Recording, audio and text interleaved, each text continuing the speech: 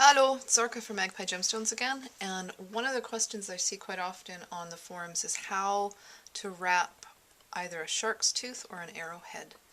And there's many ways to do it, of course, but the quickest and the easiest that I've found is what I'm going to show you right now. Alright, so I'm going to have you pretend that this is a arrowhead or a shark's tooth or something along that line. Of course, there's many ways that you can wrap these.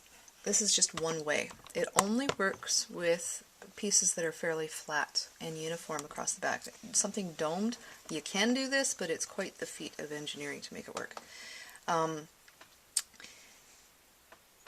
You want to use, when you're wrapping something like an arrowhead, you don't want to be working right on the piece, especially if it's old or it's fragile. You want to create something that you can just set the piece into. And this is a really simple wrap. And how I'm going to measure, we're probably going to end up doing about 9 inches, but how I'm going to measure is this is going to go across the front, and I want enough to come up, and then whatever I'm going to do with the top. So at minimum, you need it to be 6 inches, but I'm probably going to go about 9, so I have extra to play with. I often just guesstimate, and I think that just comes with time. You just know. You know, like when you first started cooking, you knew that you needed to add 1 cup of flour, but as you learned how to do it, you just threw the flour in, if you know what I mean. And that kind of happens with wire over time. Okay, so we got 2 pieces of wire. Sometimes my hands are just going to leave the area. Nothing I can do about that. And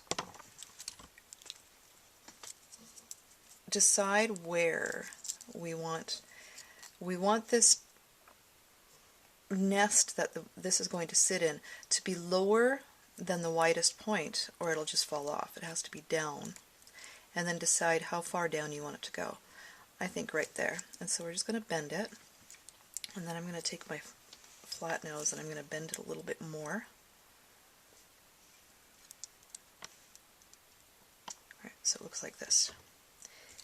And then the other piece of wire, I'm going to do the exact same on the back.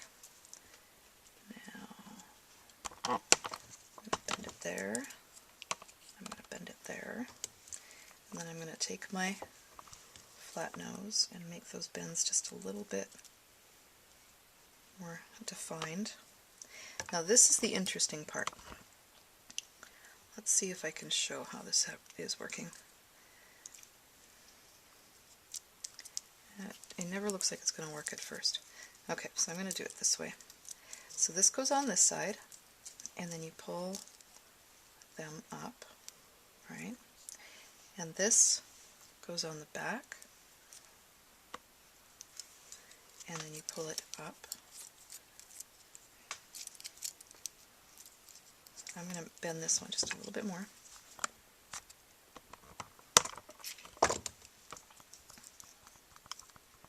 And at first this seems really confusing and frustrating, but once you get it set in place,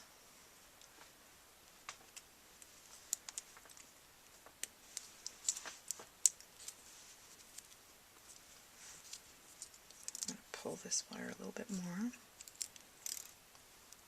pull each wire individually.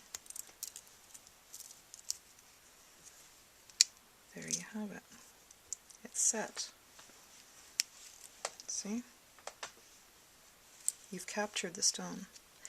Maybe not all that beautiful, but if you use square wire, if you use a double 2 strands possibly, if you twist them, and then you grab another piece of wire, or one of these that are sticking out, whichever you prefer, and you wrap the bail to cinch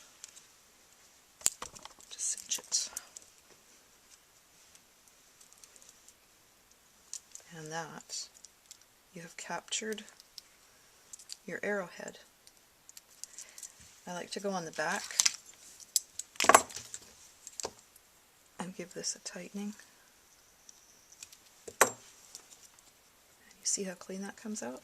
Well, of course, if we were to do something pretty with the bail, it would look much better. We'll just pretend so that we've done something with the bail. And there you have it. So then what I usually do is I bring the wires down and I embellish these, or I embellish along the edge or whatever. That is the best way to capture something that's really fragile. Thank you.